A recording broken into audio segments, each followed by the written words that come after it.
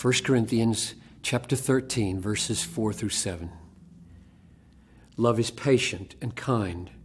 Love does not envy or boast. It is not arrogant or rude. It does not insist on its own way. It is not irritable or resentful. It does not rejoice at wrongdoing, but rejoices with the truth. Love bears all things, believes all things, hopes all things, endures all things. Where does this kind of love come from? Paul said in Galatians 5, verse 6, neither circumcision nor uncircumcision is of any avail, but faith working through love.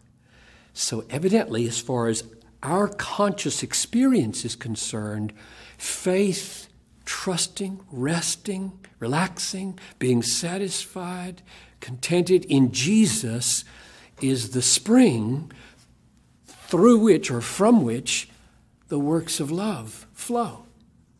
That's why it's called in Galatians 5:22 the fruit of the Holy Spirit.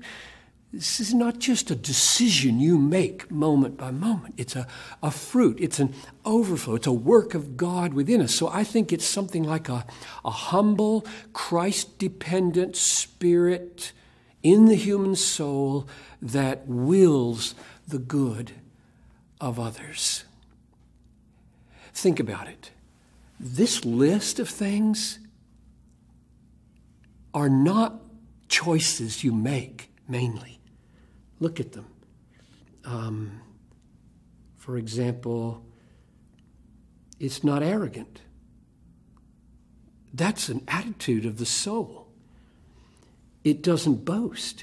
It doesn't envy. These are spontaneous sins that love doesn't do. These aren't choices you're making. These are the way you are.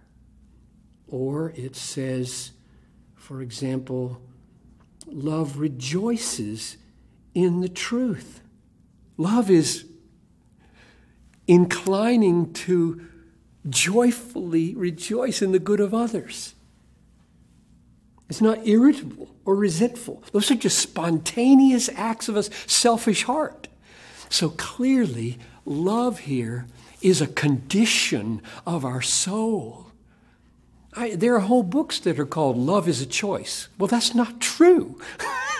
Love is way, way, way deeper than choices. It's what's going on in my soul that keeps me from being an angry and irritated and envying and arrogant person, which means that it comes from trusting another whose power comes in and transforms my life. So the agenda here is not to tackle love directly.